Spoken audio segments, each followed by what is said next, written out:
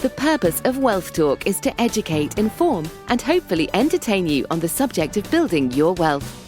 WealthBuilders recommends you should always take independent financial, tax, or legal advice before making any decisions around your finances.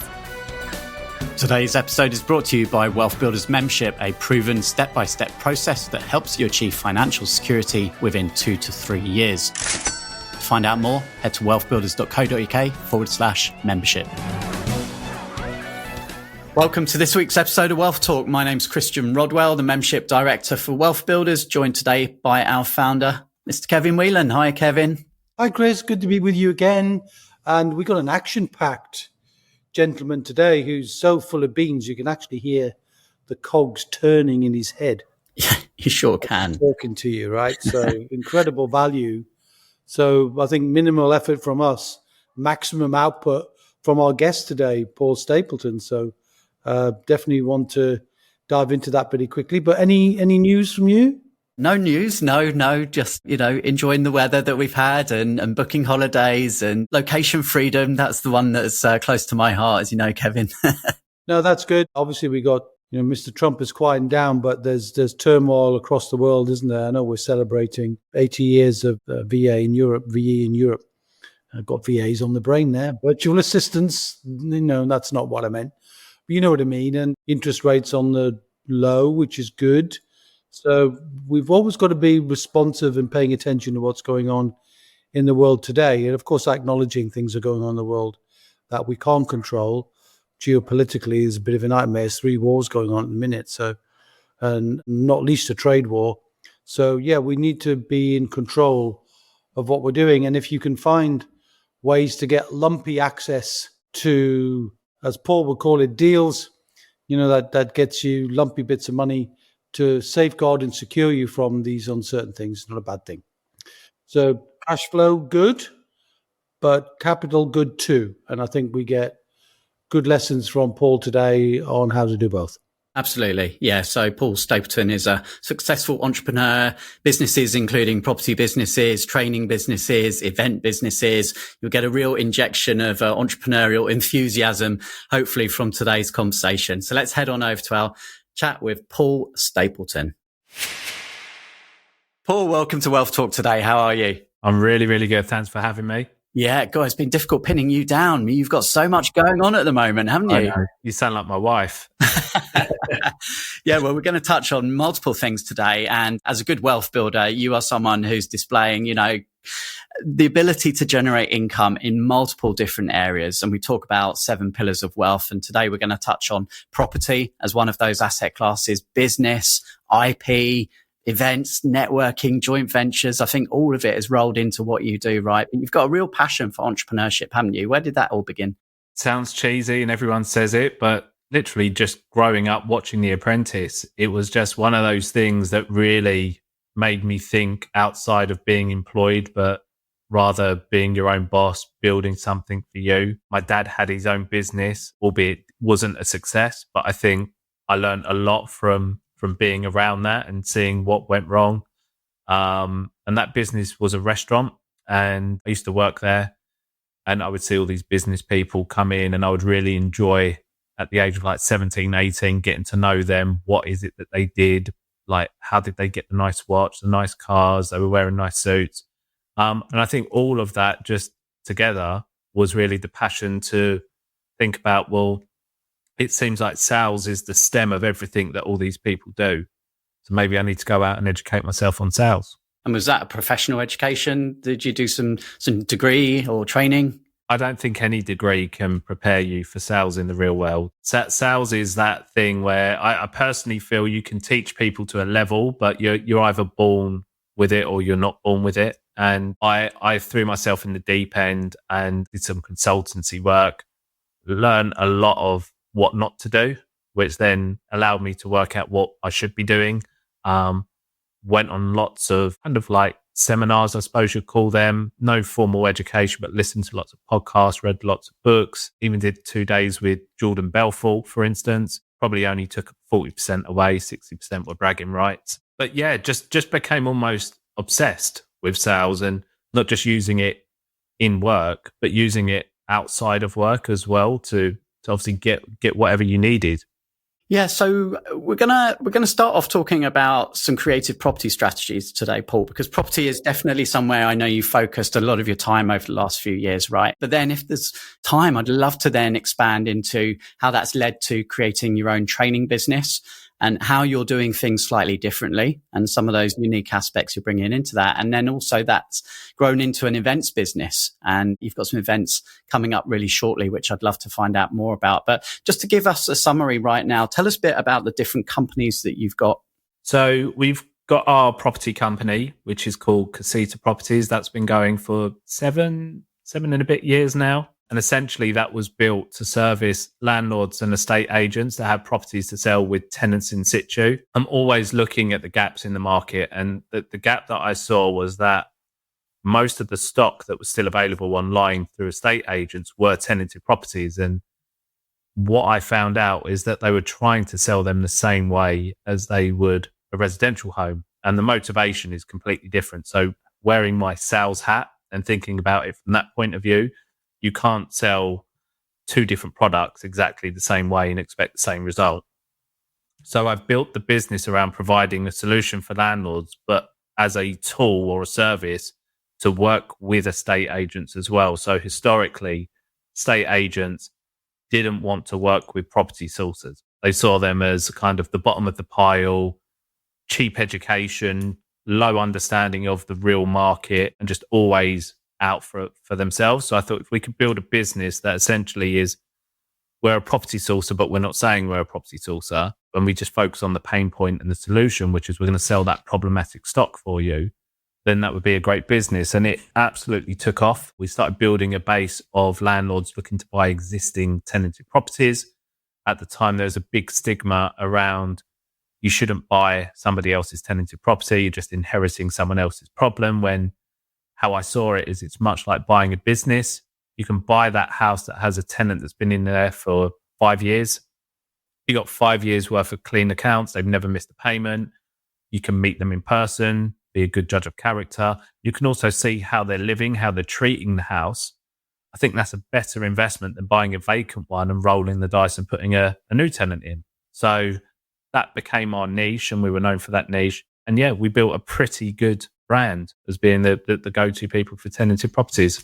Yeah, and what year was it that you founded that company? So it would have been 6 or 7 years ago, probably 7 years now.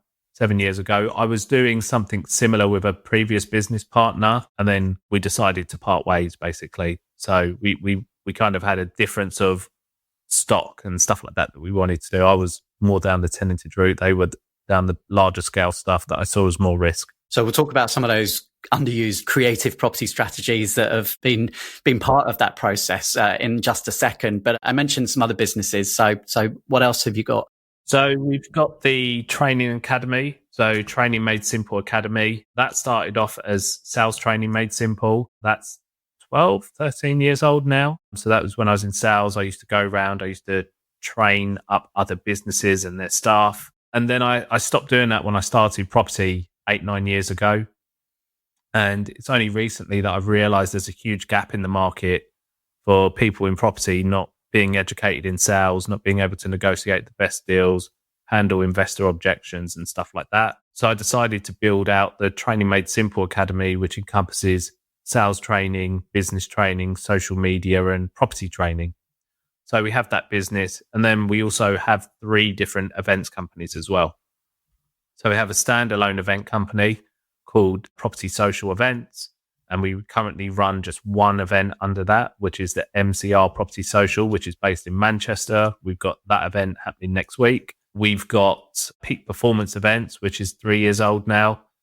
Founded that with my business partner. That's a London-based entrepreneur event. So was thinking about who is my ideal client for property, and they were busy working professional people in the city.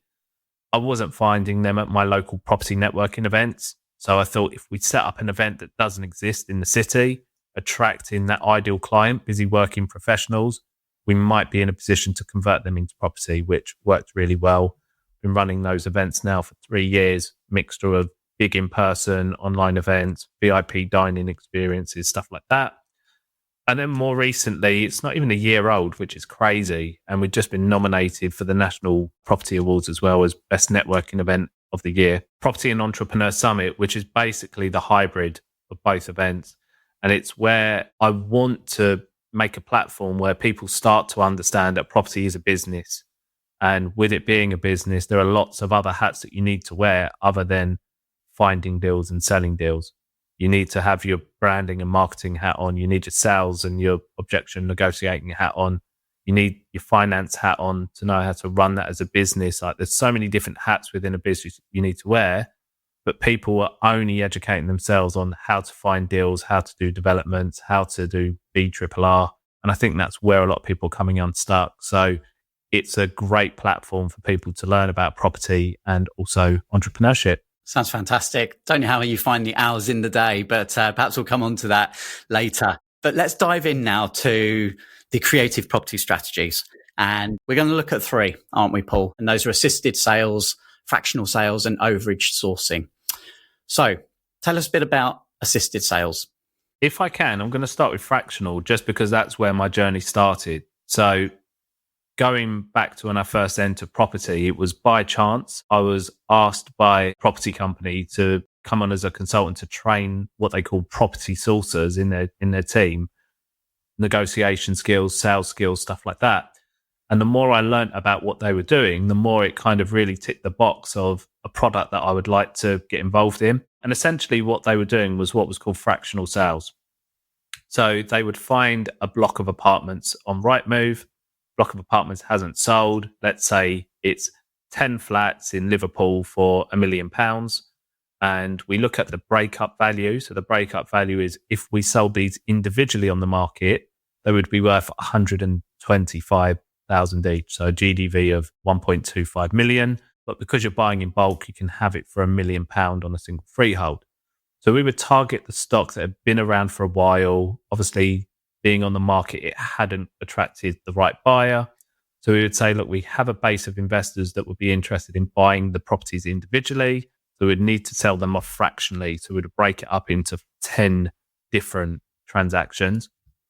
So they'd be worth 125. We might sell those for 115 or 110. So they still offered some form of discount on the market value.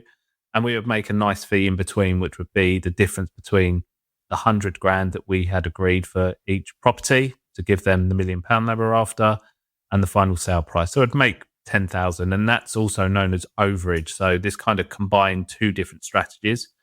We would sell the 10 units, and on the final unit, we would also complete on the freehold for £1 as well. So we would own the freehold for £1, and we would package many of these freeholds up on all these blocks that we did, and we would sell them for sort of circa 30 to 35 times the annual ground rent. So if the annual ground rent was, let's say, £2,500, because each property was generating £250, it would be 30 times £2,500. So it would be really, really good commissions. Really good profit margins. Sometimes they would be back to back, and sometimes they would just be completed. So this was my entry level into property. It wasn't vanilla buy-to-lets. It wasn't like just cut your teeth into something really boring. I kind of came in at the top of the mountain learning some of the most creative strategies from people that were industry leaders. And it really did ignite a passion for me into how else can we make money from property without physically buying the asset and losing all of this money in purchasing costs. It's interesting because, the common thread of thought is slowly take your first step, do a buy-to-let, get used to the process and build up from there. Did you intentionally want to jump ahead, or did that almost happen by accident? I'm someone that thrives on pressure. So whether that's financial pressure, whether that's pressure in a business, having a target that seems way out of reach. So doing something straightforward, slow and boring is never going to tick the box for me. So this is what ignited. I mean, I could have probably got involved in standard buy-to-lets a lot sooner rather. But I think where I was training estate agencies, I just saw it as a really boring entry into property. I knew I wanted to eventually to get into property, but just doing the standard vanilla buy-to-let, buy one, make a few £100, buy another one, make a few £100, it just didn't fit the bill. So this seemed really, really exciting and felt like it also matched my skill set of being able to negotiate a deal that's on the market as a standard transaction, one property, one buyer, to be able to negotiate this where we're breaking up the freehold, we're issuing new titles, there's leases being done. In some cases, there might be garages that we're able to break off and take those on a separate freehold and keep those and sell them. Like, it's such a creative way of doing deals that, yeah, I just thought this is a bit of me, really. Yeah, that might sound scary for some people, but, we've got the famous sort of Henry Ford quote of, as long as he's got doesn't need to know everything, right? As long as he's got the people around him that have the answers. Was that a sort of similar situation to you? You had a good team around you? Yeah, I was really fortunate. The team was 72 people in the room, and that was a range of sourcing agents. We had the freehold acquisitions person. We had sales progression. We had mortgage brokers in the room. We had the sales team, developers. So bar the solicitor, everyone was in that room. So if ever I found a property, I could go to the mortgage brokers and say, are there any potential lending issues here? And they would say, well, actually, there's a pub next door, so that's going to present a problem. Or they might say, well, there's too many floors, that might present a problem. There's a lift, that's going to increase the service charge level. So I would get really quick answers. So my education was sped up. And then being sat directly behind sales progression, which typically is where most of the problems arise, having live updates on my deals that were in legals and the problems that they were facing, and wanting to be that sponge and learn from it, again, just accelerated my learning. So what I learned in that first year is probably what most people learn in 10 years if they start at vanilla buy-to-lets and then work their way up.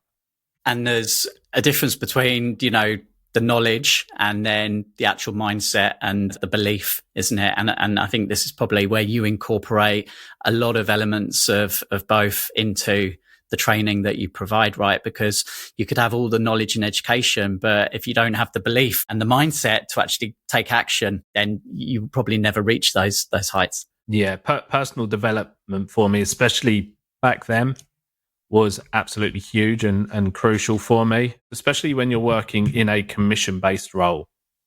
You look at what I didn't like about the estate agency world was you got an okay-ish wage, so it's a comfortable wage, but the prospect of earning some real money from commissions just wasn't there. The commission level was quite low. Whereas this, it was a very minimal basic, which just about covered your travel expenses and your lunches, basically. So you were in control with how much you could earn, and it's uncapped. In a higher level of commission, and the commission that we were earning was much higher than an estate agent would be taking as a business. So my percentage points were higher. So mindset wise, I think you need to defeat that devil first about, what if I don't bring any money in this month? It needs to be converted into, I have no option. It's not on the cards. This has to work. And look, property is one of those where you get lumpy months, right? You get a month where you get 50 grand in, you get 3 months where there's a drought. So as long as you're managing your money properly and you're not thinking, I've got 50 grand, I'm going to go buy a new car, you're okay. But I've always had quite a strong mindset. And again, I think it stems from being 15 years old, working in a restaurant on minimum wage and having to work for my tips. The tips will wear my money. I would double, if not treble, my wage every night by giving a good, superior service so that people gave me a good tip in return. Something which I think has disappeared now in today's world, but that's what it was like back then. So that education has definitely seen me through like my career so far. So are there any other examples of fractional sales? Does that kind of summarize that strategy quite well? So we've done fractional sales whereby we had a house that was converted into 2 maisonettes, and we sold off the 2 flats individually to retain the freehold, but there were 6 garages at the back.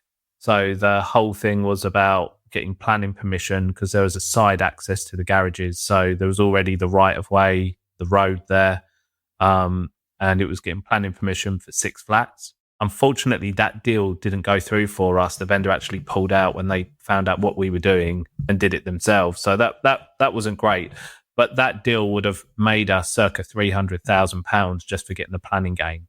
It was a mega, mega deal. So you can be looking at just small bits of land, some garages that you can just nick out of each deal. If they've got a big plot of land on the side, if you can just title split that and buy that for £1, so there's no leverage on it, you get your development funding then for that because you own it outright. They're great little wins on some of these deals.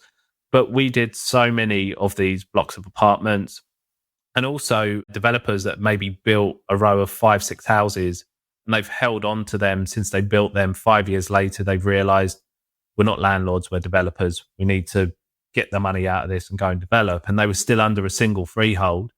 We would then do fractional sales on that because nobody's going to buy a single freehold for 5 houses. They're going to want 5 separate freeholds. So we would do those as well. But lots and lots of very much the same product, just different areas. So for anyone listening now who's interested, where would you say is the best place for them to start looking for these kind of opportunities?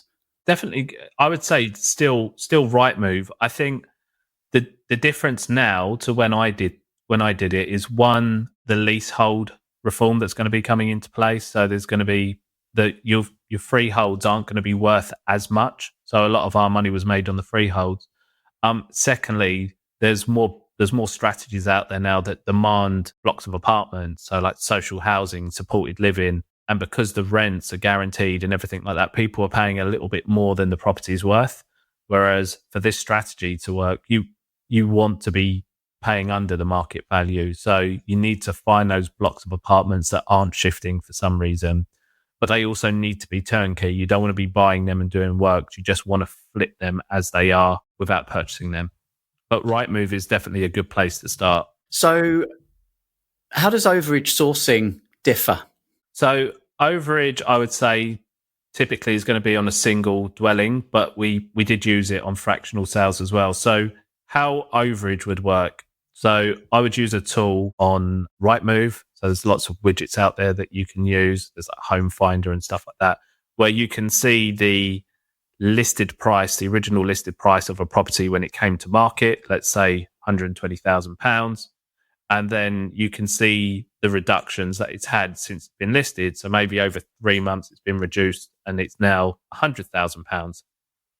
If I can still value that at 120,000, and I think one of my investors would buy it at market value, I can secure that property on an overage contract at £100,000. And basically what that does is it gives me a commission, which is the difference between that price we've agreed with the vendor, we call that the vendor net, and the final sale price with the buyer. And I invoice for that on completion. So if we sell that for 110, for instance, there's a £10,000 difference. We invoice on completion to the seller solicitor for £10,000 commission. Whereas typically a sourcer would make £3,000 to £4,000 on that. The difference with overage is that it's uncapped and that you're not charging your buyer a buyer's fee. So straight away as a sourcer, you become more attractive to work with because you're de-risking it for the investor. There's no upfront commitment of a reservation fee, a sourcing fee, a buyer's fee, whatever it's packaged as. There's lots of horror stories. I'm sure you've heard of it. People paying money, the deal goes sideways, then they can't get their reservation fees back. So you do find a lot of investors are reluctant to work with sourcers on that basis. So if you're in a room and you're putting your hands up saying, look, I've got access to off-market deals and I'm retained by the seller, which means we de-risk it for you. We don't have to charge you a sourcing fee. All of a sudden deals start to stack a little bit better as well because you're not adding 3-4 grand into the mix.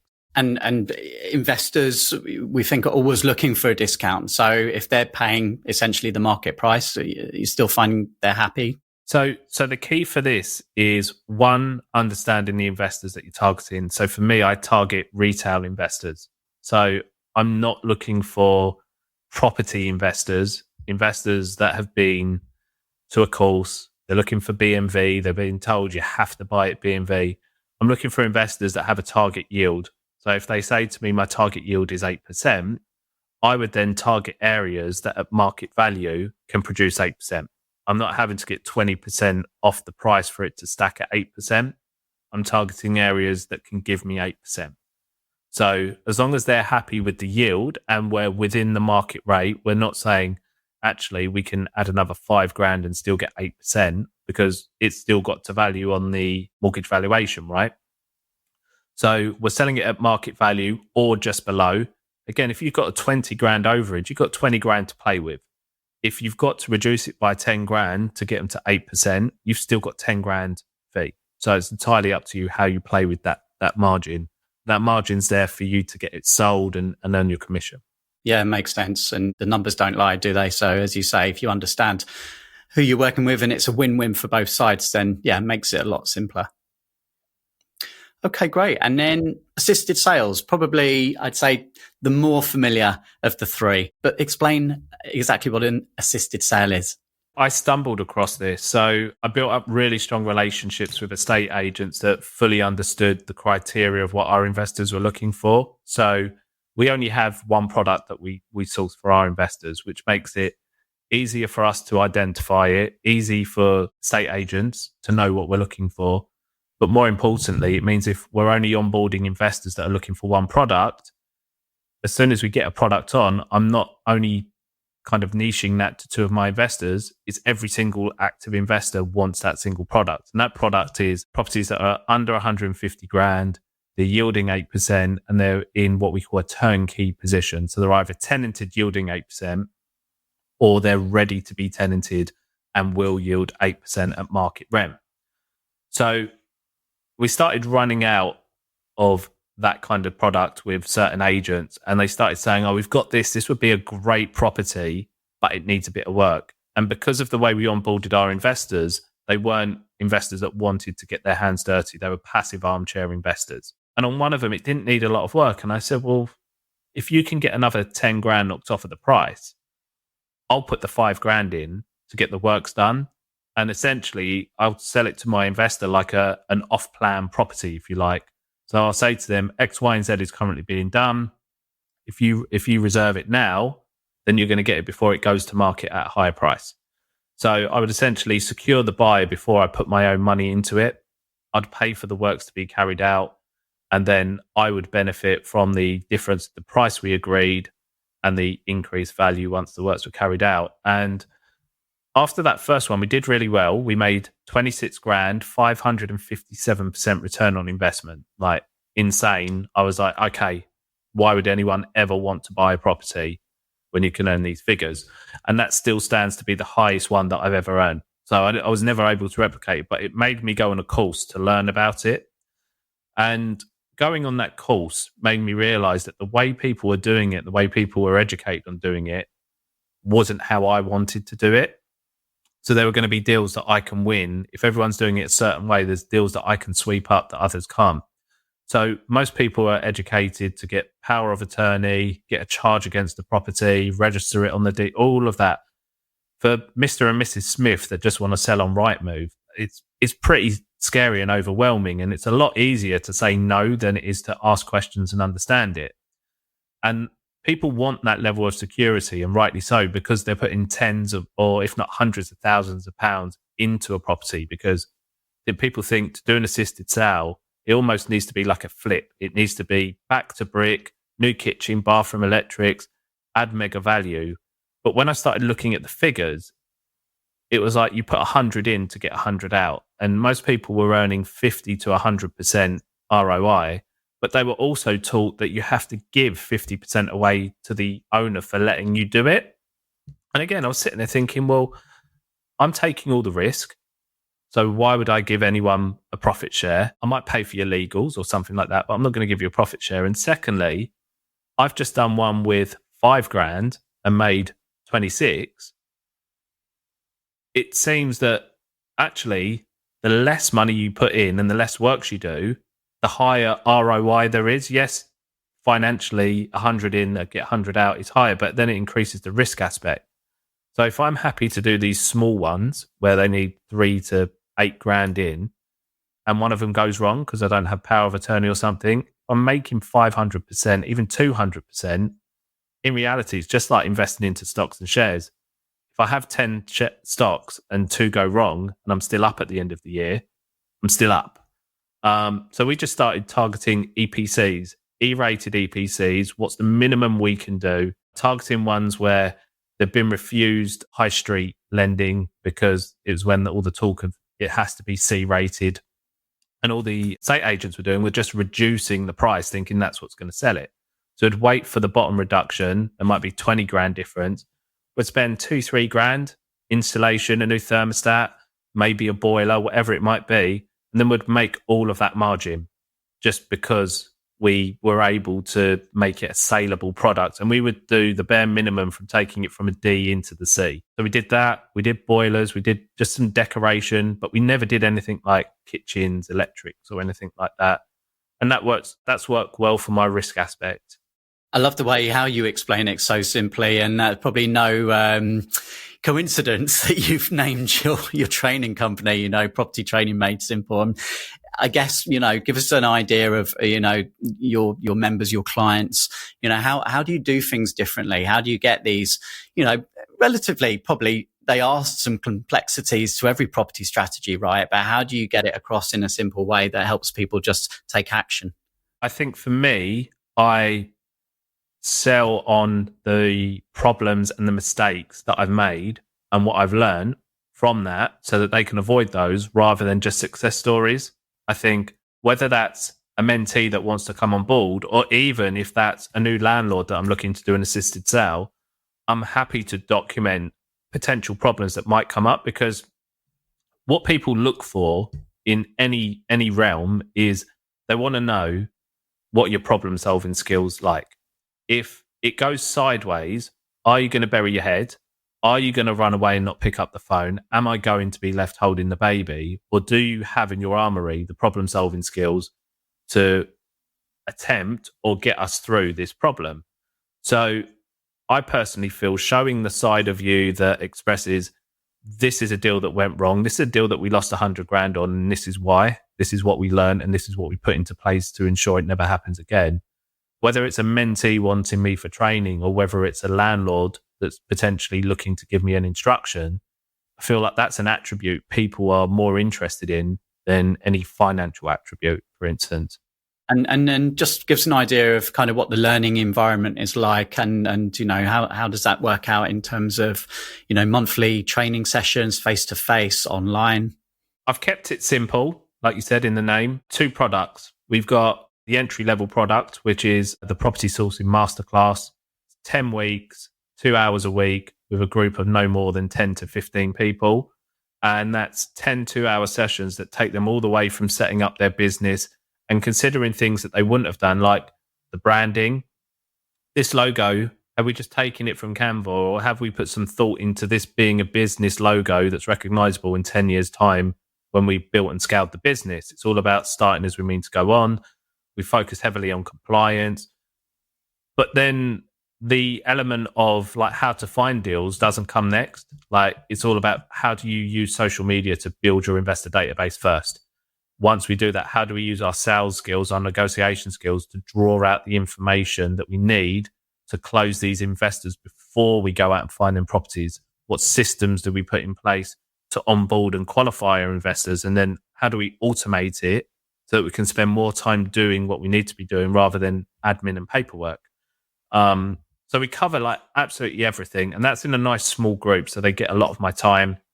And then the second option is that they can just pay for one-to-one mentorship with me, which isn't something I advise if you're just starting out. I feel like pound per hour, you get more out of it if you have a business that's already built, operational, you've done a few deals, but you want to take it to the next level. That's when I can really come into the business and we can look at what you're doing, why you're getting those results, and how we can take it to the next level, outsource some stuff like that. So yeah, we do that. And then we do, through my property social events company, we've started doing education days. So we did one 2 months ago in Manchester, where we covered everything from property sourcing, HMOs, how to raise finance, personal branding. And we had a couple of panels with mortgage brokers, solicitors, lenders. We've got one coming up next Thursday, which is all about social media, AI, and personal branding. And we're just rolling out what we think people are missing, to be fair. It doesn't always have to be how to find more deals, how to do assisted sales. There are tons of other skills that people in property need. So we're building this business around things that we think are missing in the marketplace. It's interesting because at WealthBuilders, we talk about the importance of recurring income, money you can spend every month, but also then those capital sales as well. It sounds really like the property strategies, mostly they're capital events. In terms of your recurring income, is that come more from the business side or is there an element from the properties as well? Not from the properties. So the recurring income typically will come from the training. So we actually encourage people to pay monthly with us. That's great for us for having that forecast of recurring revenue, but it also helps them. And we do that just on standing order. So there's no credit lines and stuff like that. So for us, we know for the next 6 months, there's £700 per mentee coming in. So it's recurring for us. But outside of that, we're building some digital courses and some YouTube videos, tutorials to build some like online stuff that would be just residual money coming in from sales, but nothing on the property side. I think I mentioned like owning a buy to let for me, it just doesn't excite me. Having my money parked there and earning a few £100s, I know what I can do with that money if I put it into a business. So I'm quite happy to make money from property and invest it into business because my return on investment is so much greater. So let's talk about some of the bigger events now, the peak performance as well. And you've had some big names there, haven't you? Yeah, so peak performance, we've had the likes of Mark Wright, who won, I think, one of the first Apprentice seasons. We've had Daniel Priestley, we've had Shah Woosman, Rob Moore. So we've had some decent names there. As with the Property and Entrepreneur Summit as well, we always get the big names in. We're quite lucky that we're well networked. And I think what's really nice is when you take some of these big names away from their events and their education webinars and seminars, you get a very different version of them because the pressures of selling a course and selling something has been taken. So all of our events are no selling events. That's what we want to be known for. So whatever you pay to attend the event is all the money that you'll be spending there. There's no courses, there's no upsells, there's nothing. So let's say like a Rob Moore or a Simon Zucci, a Jamie York, if you typically go to their event, they may sell you something. It's almost like you get an hour's worth of their time, but 30 minutes is value, 30 minutes is selling. Whereas at our events, you're getting that full hour of them, of just pure value and just a very different version. So we're really kind of priding ourselves on offering a very different experience for our attendees. And networking and joint ventures is one of our 7 pillars of wealth. How important has networking been in your success? Networking for me is everything. I wouldn't have met half the people I have without networking. I think you're only ever 2 people away from the person that you want to meet as well. So I'm a true believer in that. But without networking, people aren't going to know who you are, what you do, how you can work together. Excuse me. You're going to get people that will want to build trust face to face with you as well. There's only a certain amount of online and social media. Sorry. So I think it's really important to get out there and network, and in different locations as well. Yeah. And for listeners who perhaps are at the beginning of their wealth building journey, Paul, what would be some tips? What are some of the things that you see that hold people back from actually achieving their financial goals? My top tips for networking. So understand who it is that you want to be finding. That's super important. And then understanding if they're in the rooms that you're going to. When I speak to people about my event, they might say, it sounds great, but it's in Manchester. It's too far. I live in London. I'm going to Manchester. You have to stop doing what's convenient for you, because what's convenient for you might not be convenient for the target audience that you're looking for. So most of my clients in the training academy live in the Northwest. So there's no point me networking in London. I have to build an event to attract them. So find the event, no matter what location, that has your ideal client. Other things, what would I suggest? Don't spend too long with one person at an event as well. Get what you need and then take the conversation outside of the event. So maximize the amount of conversations you can have as well. And I guess you talked earlier about having your investor, database. It takes time, doesn't it, to build relationships and build trust. Again, you alluded just there, take small steps, find someone that you resonate with at these events, get their number, exchange details, and then have a coffee, right? And take the process slowly. Whereas perhaps we see some people rushing because they've got a deal. They need to find the money really quickly. And that's often a recipe for disaster. Desperation is really unattractive. So I think where people go wrong is that they talk about what they do and what they can offer too quickly. What you need to do is you need to read the person. So you need to ask them the right questions. And the questions you're basically asking them translate into tell me how to sell to you. Because the answers that they give you, the next meeting that you have, you know what to bring to that meeting. I might think from meeting you the first time, this guy is a really good investor. But then from asking you the right questions, we might realize actually he's more of a JV partner. And I could have lost you by going down the route of just giving me investment, when in reality, if I took the time to get to know you, I would know how to best approach you and what part of my service would benefit you the most. So it increases my chances of working with you. The skill of asking good questions and listening. And is there one book? Is there one seminal book, if you were to recommend something as you turn to your bookshelf behind you there? Well, look, if I'm thinking of books that have really made a difference in my life, the first book is this one, Do Less, Get More. That's great for your mindset, working smart. That's by Shah Wuzman, very good friend of mine now. That was a game changer. And I would say Oversubscribed by Daniel Priestley. Another good friend of mine, all through networking, spoken at our events, same as Shah. Oversubscribe really made me think of just having one product and just being a specialist in that product, not saying I sell pens, highlighters, pencils, pencil cases and rulers. It's we sell pens and only pens. So if you need a pen, you come to us. Super, super simple format, but massively changed my business. And I read those two books on the same holiday. So I came back from that holiday super, super inspired. Oversubscribed made me change my criteria of what I sourced. Do Less, Get More made me up my fees from $3,000 to $10,000. And I didn't get 10 grand the first time I asked. I got 7, but 7 was better than 3. So reading a good book or listening to a good book, super, super important. But yeah, Do Less, Get More from Shah Wuzman, Oversubscribe Daniel Priestley for sure. Fantastic recommendations. You're hosting the Property Entrepreneur Summit in June. Just give our listeners a little bit of information in case they were interested in attending that. So Property Entrepreneur Summit is held in Milton Keynes strategically because it's kind of middle England, so it's quite accessible. It's a full-day event.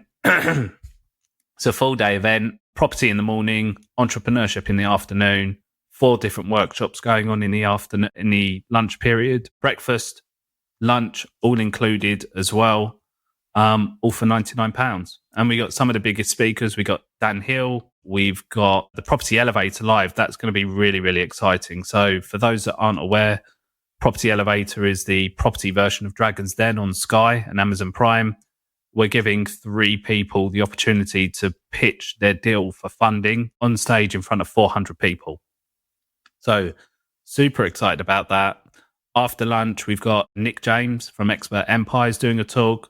Got Carly Myers talking all about AI integration, building a virtual team.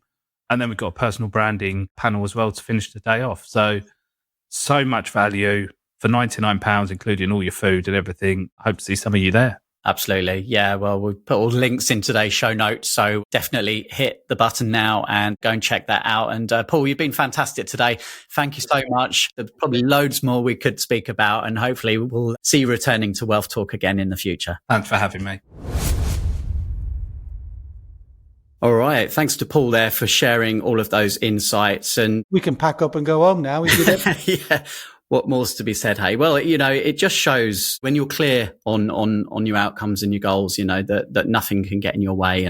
And Paul is very clear that he wants to make a bit of a change to what's traditional property training. He wants to inject a bit more business fundamentals into that, because being a property investor today does involve a little bit of putting yourself out there and building a brand, understanding how to use social media, attracting investors, all of these tools that we're not taught at school, are we? Or if we're in a job and suddenly now looking at becoming a property investor, having training and support from someone like Paul is very beneficial. I think the concept that he shares has been shared before from a number of our guests. Property CEO was one. I think many others talk about the whole idea of property as an example, being essentially a business where you've got to have business ownership skills, business running skills. So the principles that we teach about business in WealthBuilders, which is the 3-pin plug, isn't it? Be outstanding in your niche, have a business that works without you, and have a stream of recurring income or indeed recurring sources of capital. And then if you can do that, your business is going to be more valuable to you if you keep it and more valuable if you ever choose to sell it. So I think Paul displayed that in spades today. And we believe that's true in wealth. So when we do workshops and we do, discussions about wealth, most people see wealth as almost a statement of your value, your net worth, so to speak. And I think the established systems that have borne, I suppose, our paradigm, our mindset around that, which is the school system, the work system, and the financial system, are completely fundamentally flawed for today's environment. And we talked at the beginning about how uncertain the world is. And I think if you can create a business-like approach, a principles-based approach to building any business, your wealth business, your property business, your trading business, and you can apply those principles, and Paul talked about a number of those in his interview with you, Paul. Nice interview it was. And I think if you can apply those business principles, it's going to stand you in good stead. And Daniel Priestley talks about that similarly with becoming a KPI, a key person of influence. And so many of the guests that we've had speak very, very eloquently about the principles that have taken them to where they want to get to. But there's a remarkable similarity in so many of them. And of course, we have a process which we call the Wheel of Wealth. And so many aspects of the Wheel of Wealth were discussed by Paul today. It always begins with education. You've got to have good support around you, connections, community, some coaching, do your due diligence, all of these things which are wrapped up. Yeah. And a successful wheel turn results in either capital or cash flow. And maybe you could signpost an episode of the Wheel of Wealth, because I think whenever I see people make mistakes, they cheat the wheel, as we call it. They try and do something more quickly than they should do. And I also like Paul's principle of seeing yourself as a provider of solutions. How are your problem-solving skills, was one of the things he raised. And I like that he's doing that from a property perspective. We do that from a wealth perspective. And we give people a different paradigm, don't we? We say, don't look at value, focus on cash flow. Don't focus on the temporary nature of trading time for money, but build assets that give you permanent, predictable, pass-onable income. So all of those things are different.